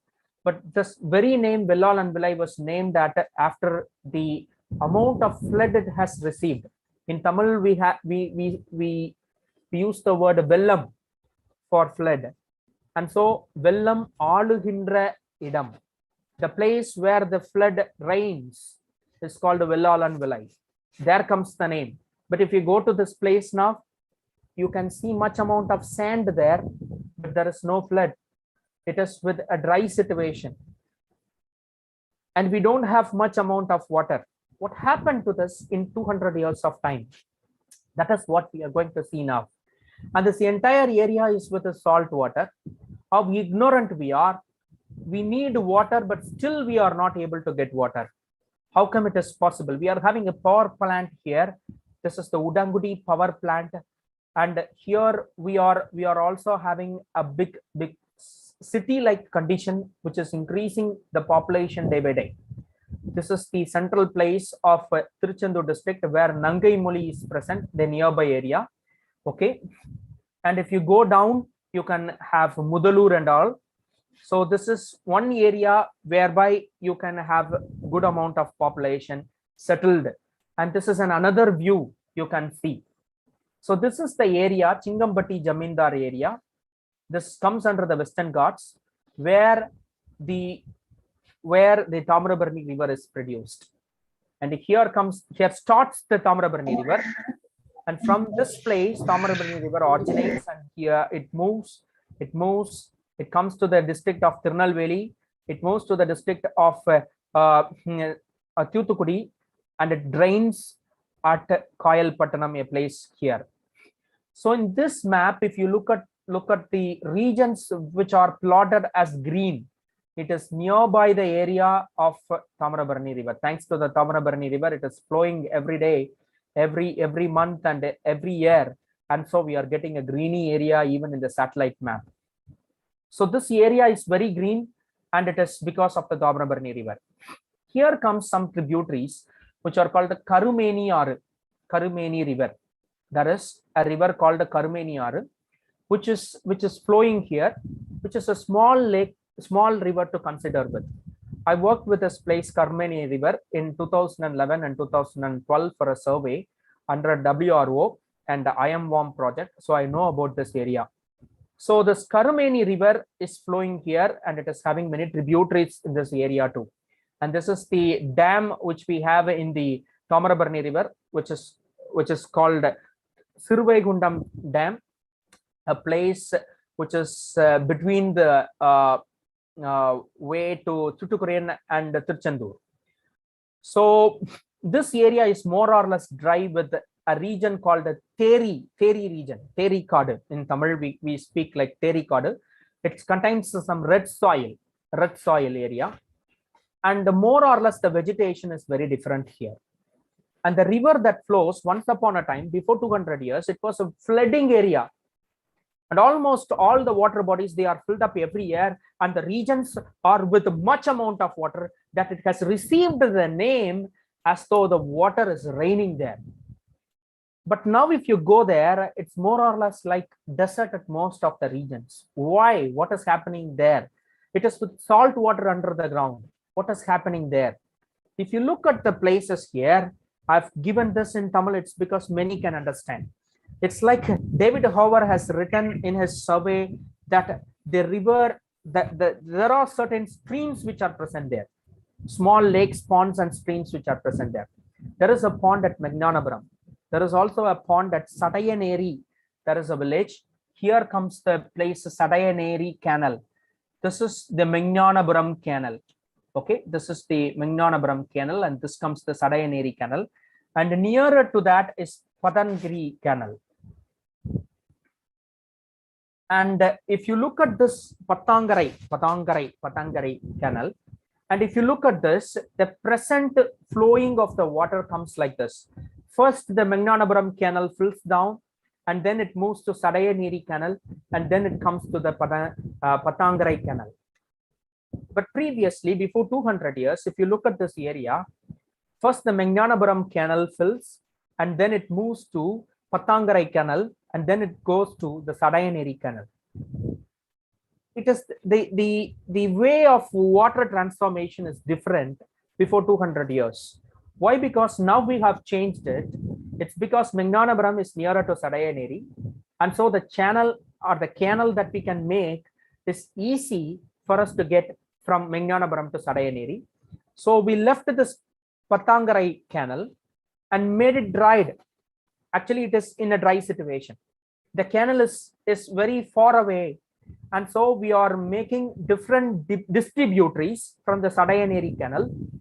And the movement of water from the Sarayanary to this Patangarai region is very slow now. Actually, if I show you in the map, you can understand. So this is the Sarayanary Kulam. So this is the Sarayanary Canal. We get water from the Magnanapuram through the Sarayanary Canal, and it fills in the Sarayanary Kulam, and then it moves to the Patangarai region. But previously, before 200 years, from Magnanapuram, they directly given some way to the Patangarai and moved the water to the Sarayanary Kulam to the third level. That is, after the overflowing of this Patangarai, the Sarayanary Kulam will be filled up. So this was a situation, but our PWD officials, before some centuries, some 100 years, or before some 50 years, they have changed the canal and they have made it, because the distance is very much limited. They made a canal between the Magnanapuram to Chadayaneri, and then they have devised the canal to move from Chadayaneri Kulam to the Patangarai area. What happened here is that David Hober has done extensive research, and so he has devised it in such a fashion which was in the previous model. He devised these two canals, and he made the canals, even though it is in a very long distance, he made the water canal between the Magnanapuram and the Patangarai, and then from the Patangarai to Sarayaneri. This was for a noble reason. What he is telling in his survey, he is telling that this Patangarai channel is one important region for making this entire region to be with the fresh water. He's saying that if one monsoon fills this Patangarai canal or this Patangarai lake, it is possible for us to get fresh water under the ground for 10 years of time. This was his research in 1850s, without any instrumentation, without any instrumentation of our kind, no communication facilities. He has written it in his diary, and it is kept now in one library at Delhi. And you know, this David Hover has done an extensive research. He is saying that there were so many, these are some small lakes or some ponds which were present there, but now it is not existing. Narikulam, Idakulam, Sirukulam, Manachikulam, Arattotam, and Kundakarai or some regions which he has pointed out, but it is not existing now. We don't know whether that was existing some centuries before or not, but it is there in his report. So he is telling that through these small ponds, he has devised a way from the Magnanapuram pond to this Patangarai pond, because in the Patangarai region, it is just like a funnel of a sandy region is present below this Patangarai canal. This Patangarai region or this Patangarai canal is endowed with a structure which is just like a funnel, which sucks out all the good water, spreads it into the underground water, and makes the entire region flooded underground with a good amount of good water.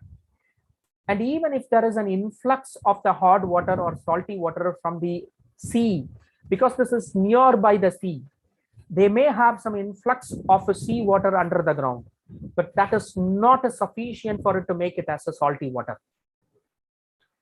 But our officials have devised it in such a way that the Sarayanary Kulam is nearer to this Magnanapuram by its count of its length. In kilometers, if you take, this Magnanapuram is nearer to the Sarayanary. So they have devised a channel directly from Magnanapuram to Sarayanary, making the Patangarai channel not to get the water. The situation has become very worse. They stopped it in 1882. Our officials have built a canal directly from the Magnanapuram to Sarayanary in 1882. They stopped moving water to Patangarai from Magnanapuram in 1882. And in 14 years, in 1994, it has become something very salty. The underground has become very salty. In contrast to this David Hover has also written about the Sarayanary bed. And the Sarayanary bed is with good amount of rocks, and the Sarayanary is not able to suck more amount of water. If you go below the Sarayanary Kulam region, and this region is with hard rocks, and this rocks cannot suck more amount of water, and so the water can be stagnant and it can be preserved to a certain extent, but the underground water cannot be refilled if you even store water in the Sarayanary area. What we have made, We have made a different condition. We don't know about all these things. We just notice the distance. We have taken the channel from the Donapuram River to this pond, and we filled this Sarayanary pond with water directly, leaving this Patangarai channel not to get water. The situation has made us to get very hard water from the underground. See, the canal is not very far away, but our mind is very far away. We don't know what we have to do because of our ignorance of the public, ignorance of the researchers, ignorance of the government officials, ignorance of the politicians. We are getting salt water under the ground. God has devised our nature in such a way that it can be refilled. Even though it is nearer to the sea, it is possible for the water to get percolated under the ground, and the underground water can be replenished as a drinking water. But 1 year of good rain is needed there, and that canal should be filled.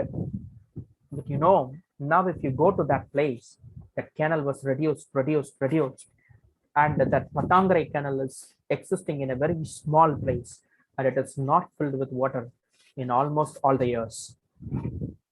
That is the very situation that we are facing now. We don't know why we have done this. In 10 years of time, the region behind this area, the region surrounding this Udangudi area, it has become very dry. And even if you look at the water from the underground, it is becoming very salty.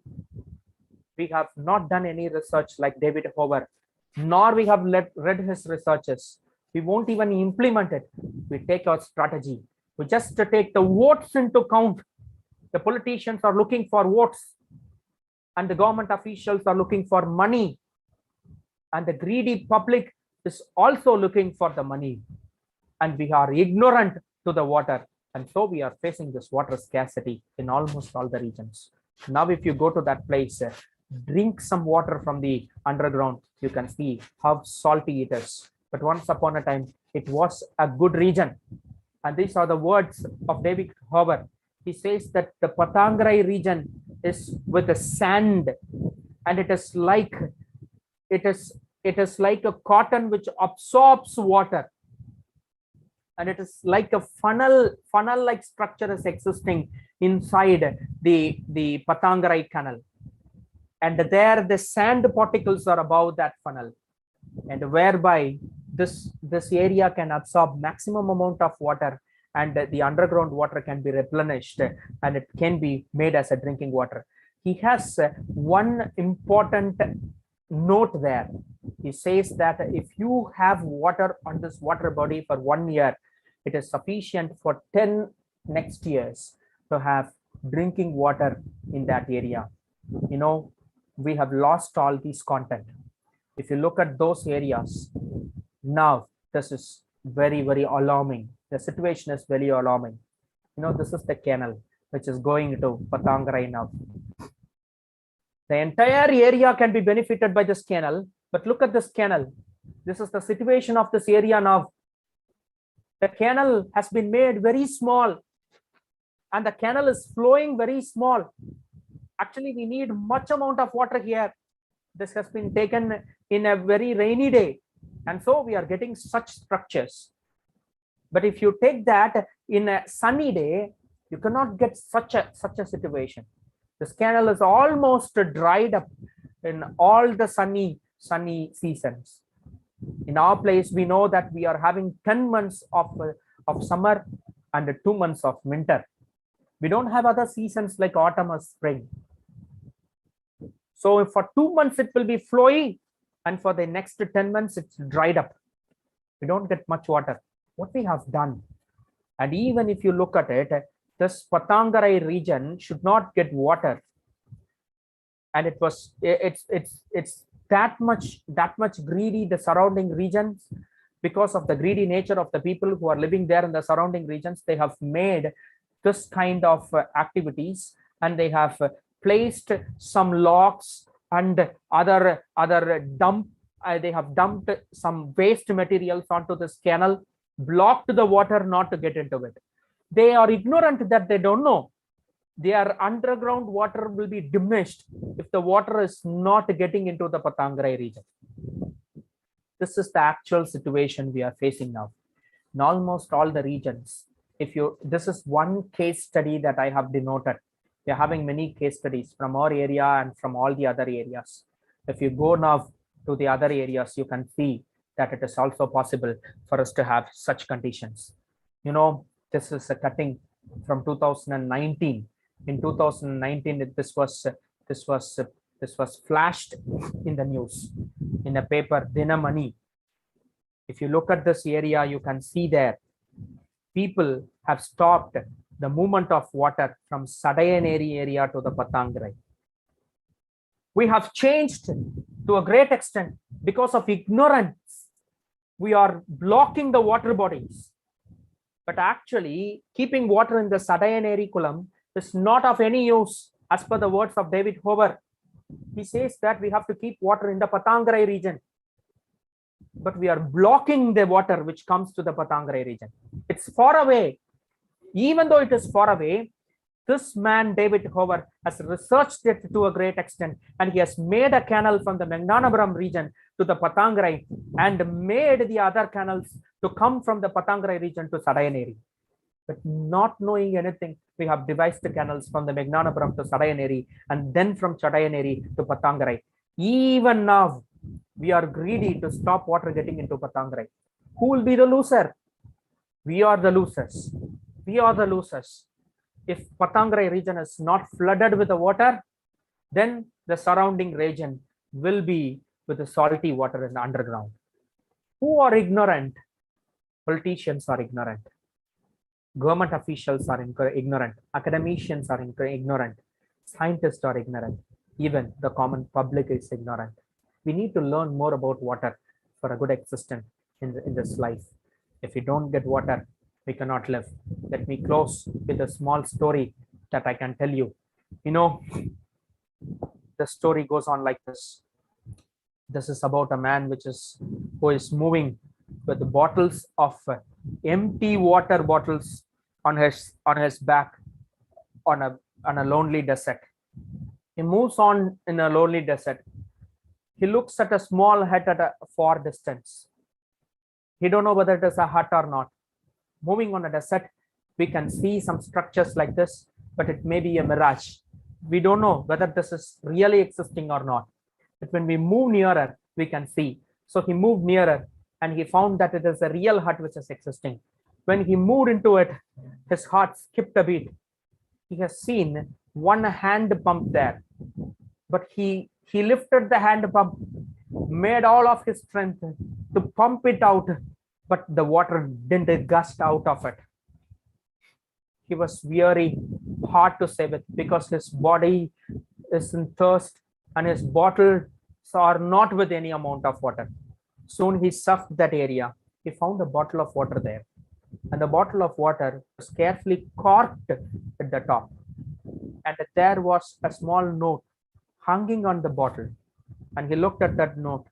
He just saw that note, took that note, read it out. There were 4 instructions. First instruction is, you may be having a high-end situation of drinking this water, plus please don't drink it. Drain the water into the hand pump and push the pump very hard. You can get some amount of water.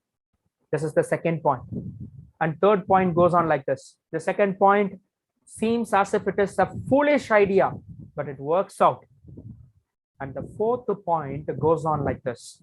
It's like, don't forget to fill this water after you get the water. So this man with a very hard heart, he can drink this bottle of water. But if he missed this may be the foolish stand that he has taken. But he has just drained that water into this pump, pumped it out. But after a few minutes of time, he gets many gush of water. He filled all his tank. His bottles were filled. He filled this bottle too and put the cork and made the 5th note. It works. Believe it works is the one has written as the 5th point. Closed it. I want you to take this one as a message to you too, and also to spread it to others. We are so ignorant in terms of water. We need much awareness about the water. If we lose the water, it will turn out to be a water war in the near future. We don't know what will happen. In the near future, our generation will be the sufferers. Take this message, keep it within yourself. If possible, you can devise something practically to set right all the ignorance and make awareness to the people who are living by. And I juxtapose one quote with this. It's time for us to change. Change is one important thing that we have to take into consideration. It's always there, a situation for us to change. But if we change, it is possible for us to change the nature too. The water demand can be made as a surplus. The water demand can be diminished and the water can be made as a surplus one. It is possible for us if we come out of this ignorance. Water is a panacea, but still we are ignorant to get it in all of our life. It is possible for us to do as teachers, researchers, and students. We can take up this light and move into the society and make awareness about water to our people so that we can have a very good future with all good water that we can get. Thank you for giving this opportunity to speak with you. Thank you once again. Thank you so much, sir. It is an eye-opening session for everyone. And you just to correlate all the past and present events and where we are standing for the water. And it is a very clear session. Thank you so much for that. We are very so grateful for you and how elaborately you explained all those things. Thank you so much, sir. Thank you, ma'am. Okay. Now it's time for feedback. Is there anyone? If you want to have any queries, ask any questions to the resource person, you can ask now.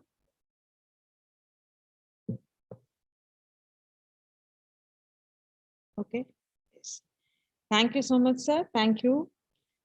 Saying thank you is more than a good manners. It is a good spirituality. Now I call upon Mrs. Michael Jayapriya, Assistant Professor of Biological Science, to propose vote of thanks. Thank you, Jennifer, ma'am. Thank you is a prayer that cannot be seen or touched. It must be felt by the heart. I feel honored and privileged to get the opportunity to propose a vote of thanks on the special occasion of the National Webinar on Water Resource Management organized by St. Ignatius College of Education, Autonomous Palankote, in collaboration with Hydrological Trust Tirunelveli. First and foremost, I'd like to thank God Almighty for giving this wonderful day. So praise to be the Lord from whom all the blessings, richness, and fruitfulness flow.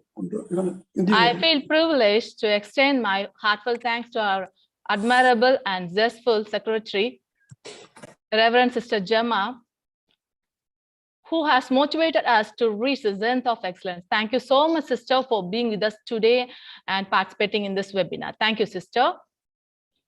I extend my affable thanks to virtual and exuberant principal, Reverend Sister Dr. Vasanthi Madonna, for her constant encouragement and guidance that radiates as a source of energy within us. We will ever remain grateful to you, sister. Thank you for being with us today and sparing your special time with us. Thank you, sister. On behalf of our college, we convey our deep regards and heartfelt thanks to our distinguished speakers, Dr. Raja Madhivanan, founder of Hydrological Trust Tirunelveli, for giving an extraordinary session on water parliament and river water management. Really, the session was very informative about the water parliament. Thank you so much, sir. Next, I'd like to owe my special thanks to Dr. D. Abhiya Chelayan, Assistant Professor of St. John's College, Palankote, Tirunelveli, for giving a graceful and informative session on water, the panacea in the hands of ignorant individuals. The session was really unique in your own way, sir. Thanks a lot for giving a bountiful views on your significance of water and the parameters which we are losing nowadays. We are lagging in saving water. Thank you for giving a vast information which we are not clear. Thank you so much for being with us today, sir. Thank you. I profound my sincere thanks to the organizing committee of this national webinar. First and foremost, I'd like to extend my grateful thanks to our dexterous exemplar, Dr. Maria Saroja, Research Director and Associate Professor of Biological Science, for organizing such an excellent webinar. And also I'd like to thank Mrs. R. Lata Madhivanan, Director of Arumbagal Trust, for her cordial support in organizing this meaningful webinar. Thank you so much, ma'am, for your collaboration with our college for organizing this wonderful webinar. Next, I would like to express my deep sense of gratitude to our beloved professors, Dean and Associate Professor of English, Dr. E.C. Punita, Reverend Sister Dr. Nirma Devi, former Principal and Assistant Professor of Education, Dr. N. Teresa Shanti, Controller of Examinations and Assistant Professor of Physical Science, Dr. Indra Mary Elil Selvi, IQAC Coordinator and Assistant Professor of Education, Dr. Jayasudha, Vice Principal and Assistant Professor of History, Dr. Josephine, Director of Physical Education, and Dr. Maria Prema, MEd Coordinator and Assistant Professor of Education, Dr. Jansi Rose, Librarian, and all the professors for their unselfish support. Those who are made for us for successfully organizing this webinar.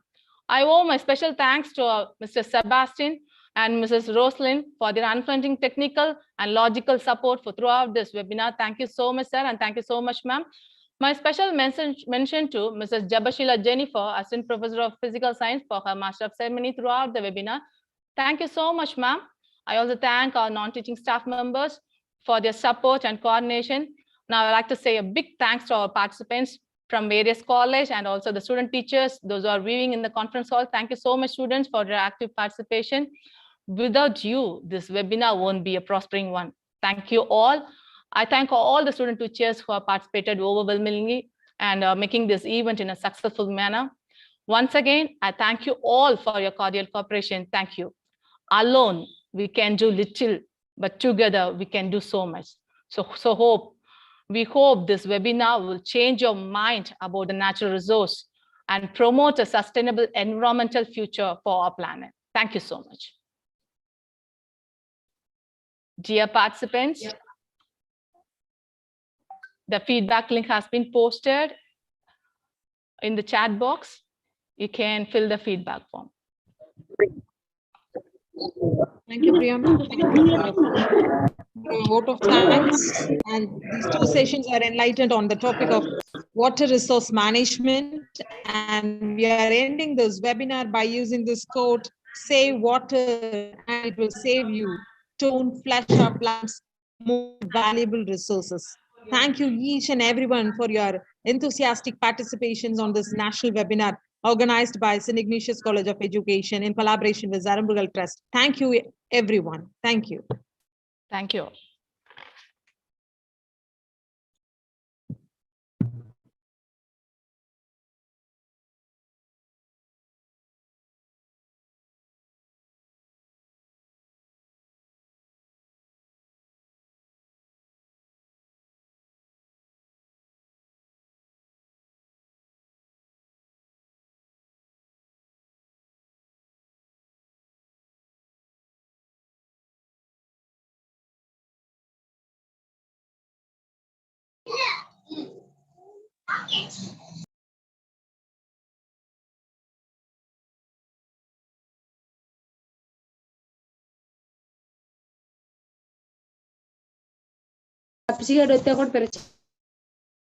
அதனாலதான் நான்